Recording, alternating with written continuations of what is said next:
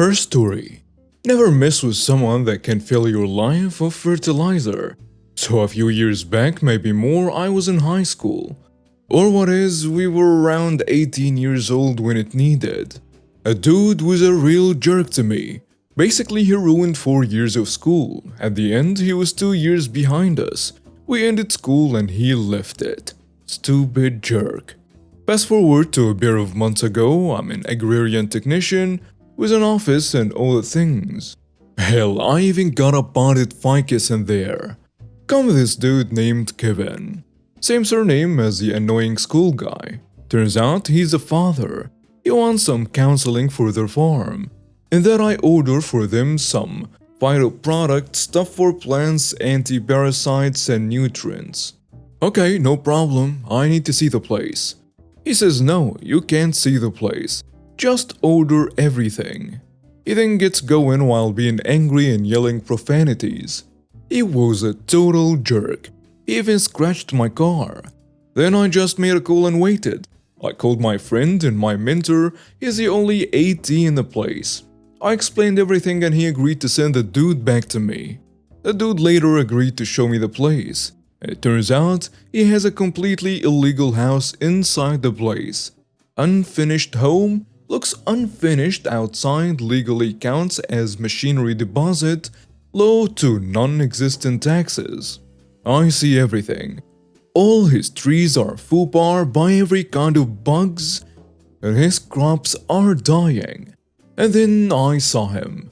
The annoying jerk dude from school. He's there, yelling at a poor man for who knows why. Okay, just ignore him and let's do the job. I ordered 20 tons of manure for the crops, plus some fertilizer and various kinds of pesticides. I tell him that he needs to employ someone with the right license. He smirks and pulls his cards a little bit too early. Says he will sign when everything will be delivered. Plus he says that I have to write that I have never been to this farm. Now if you try to screw me, I will screw you back. I put the order not in my usual way. Pay everything and then get the money is faster but is based on trust. But in another way, order arrives, client pays me, deliverer and who sells everything. It is delivery day. They are not at home, their plan is simple. Have me pay for everything, I sue them, they use the product in the meantime, and after months I get nothing. Not on my watch. I tell the big truck to dump everything in front of what seems like a machinery deposit. There you are. 20 tons of crap at 2 meters from your door. Then the other products. And we wait. After 2 hours they come home expecting that we left already and see the new mound crab. It hits the fan. The dude yells at me, jerk being the jerk he is, pops one of the truck tires with a knife, truck driver hits him. The jerk and dude threaten to call the police and the driver does call the police himself. At the end, the jerk is cuffed for being an idiot and he's getting fined for the illegal use of dangerous products. This stuff is worse than poison. Then the police see 2 things. Ammonium nitrate, the fertilizer, stored near the oil fuel for the tractor, and a TV antenna coming out the crab bile. The house was invisible behind the bile. The conclusion. The jerk got arrested, sued, and got out of jail but lost his hunting license. A must-have here. The dude got arrested and sued and jailed for scamming, dangerous storing of potential explosive plus more time because they found unregistered firearms. They both lost the house, destroyed, and the farm lost crops and trees. The truck driver got his money and a new tire. Other people got their money as well. I got my 2K worth of work, my 400 for the car and another 1K for the attempted scam. It feels good. Next story. Company A screwed me, so I helped the federal government to screw them back 10+ million times worse. This was back in 2015. I had recently been let go from my previous gig. My dad had just been diagnosed with cancer, and due to my less than killer performance and channel partner sales, they needed me to start working weekends. Of course, this was a non-starter with my dad being sick, so we shook hands and went our separate ways. No hard feelings. But now I'm out of work. Heck, a month or two later, I was offered a great job with a large company that was a sizable bump in pay and a much better title. So of course I accepted. But I had to move across the country to take this job. But it was worth it.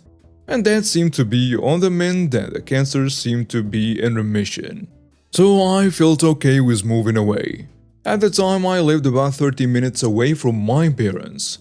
The new company was a massive short-term lending company with over 1,000 locations across the US. I was a leader in payday loans, title loans, etc.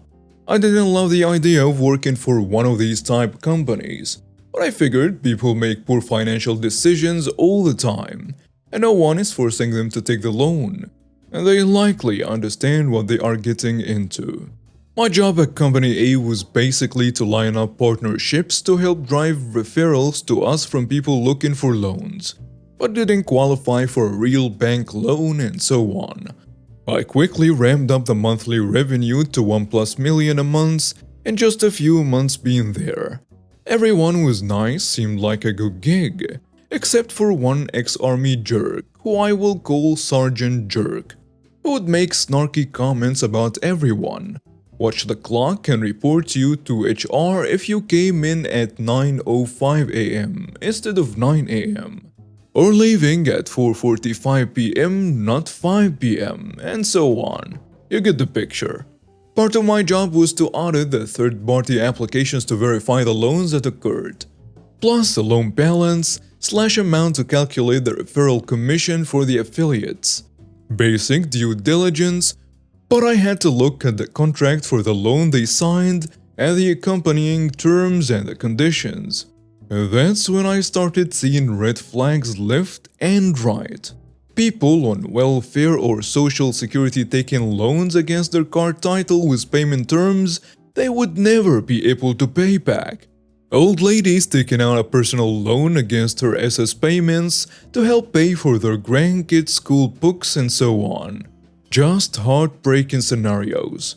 Having a background in business finance and business law from college, I knew they were royally screwed the moment they signed a contract and would eventually lose their only car through repossession, be forced to sign over social security checks to make due on the loan, as they unfortunately agreed to that in the contract.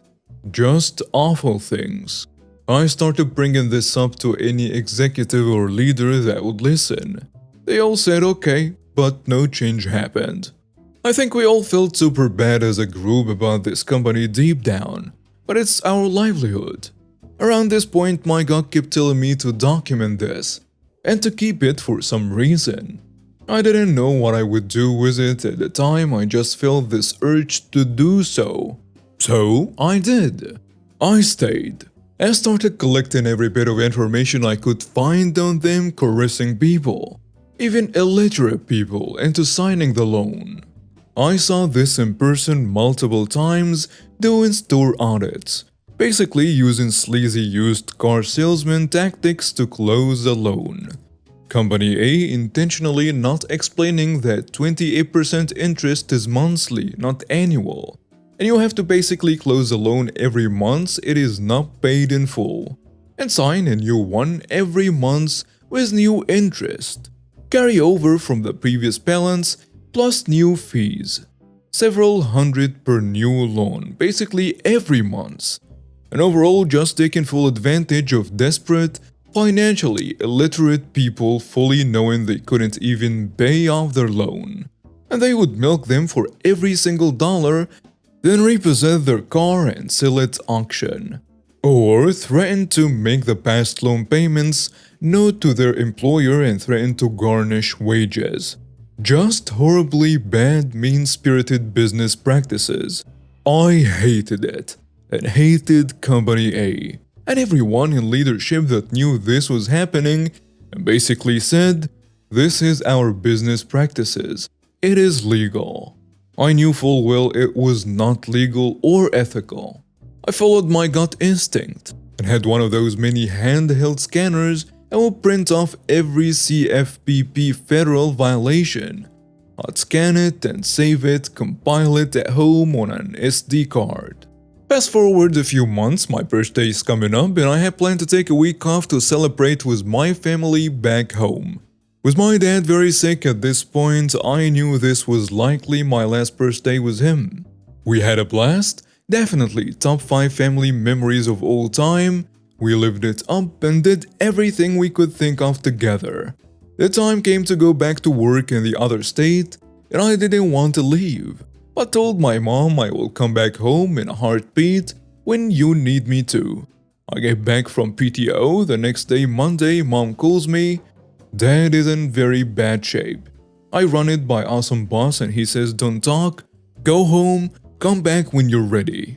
Awesome, amazing guy with a huge heart. He will always have a special place in my heart for that response. He understood work was not important right now. For context, Sergeant Jerk was passed over for Awesome Boss job, and it was given to Awesome Boss instead, so from day one Sergeant Jerk had it out for all of us, and he wanted that gig. He was determined to get it by any means necessary. Day 2, Tuesday back home. Awesome Boss calls me, tells me he's been fired. Apparently, Sergeant Jerk complained to the CEO and the COO about his lax approach to his team. Let me just leave without approval and so on. And now Sergeant Jerk is my boss. And Awesome Jerk lets me know that Sergeant Jerk will probably fire me too once I get back. So he wanted to give me a heads up.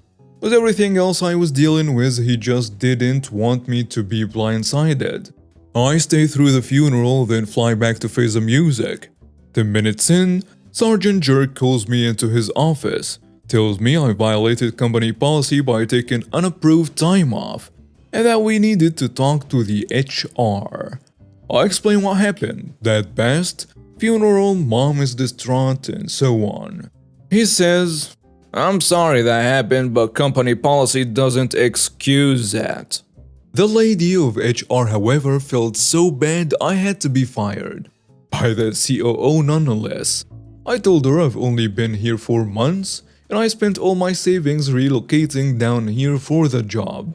This really puts me in a difficult financial situation. She says she will work hard to give me some severance, as I don't qualify for unemployment yet being there for just a few months. Sergeant Jerk chimes in. Well, you wouldn't qualify anyways. You're being fired for non-compliance and excessive absences. Okay, what the hell, dude? HR called me on the phone the next day saying Sergeant Jerk contacted the COO to make sure I didn't get any severance. So now I'm broke. 5 months into a 12-month lease with no money and no job.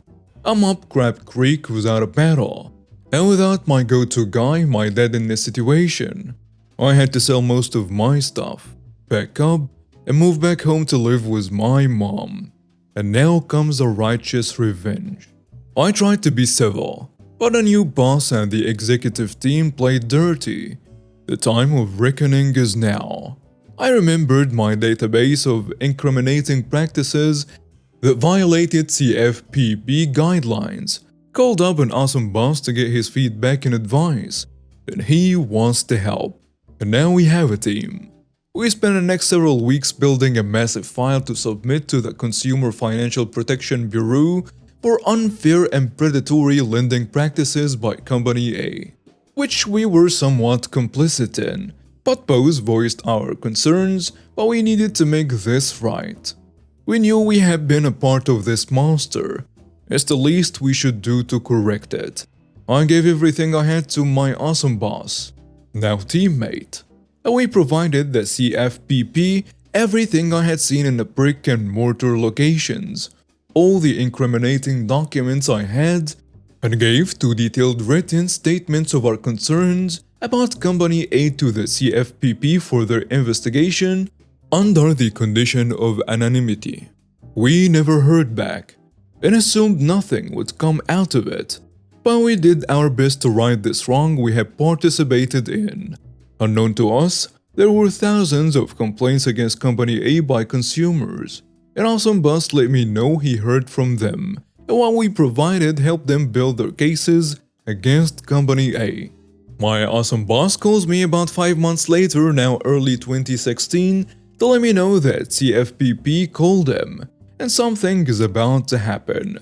This led to a fairly large consumer protection investigation into Company A, unknown to me and Awesome Boss at the time.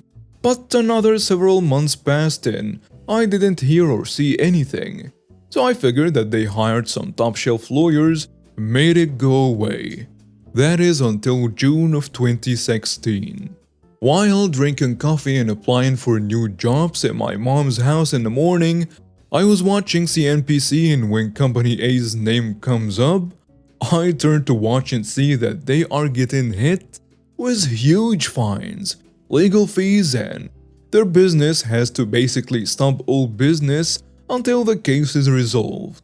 They ended up being levied almost 10 million in fines, over 20 millions in legal fees, lost out on about 50 million in revenue while the government pressed pause on their operation, all thanks to Sergeant Jerk, which I later found out from a previous co-owner that Sergeant Jerk was fired and thrown under the bus for not reporting employee complaints to the executive team.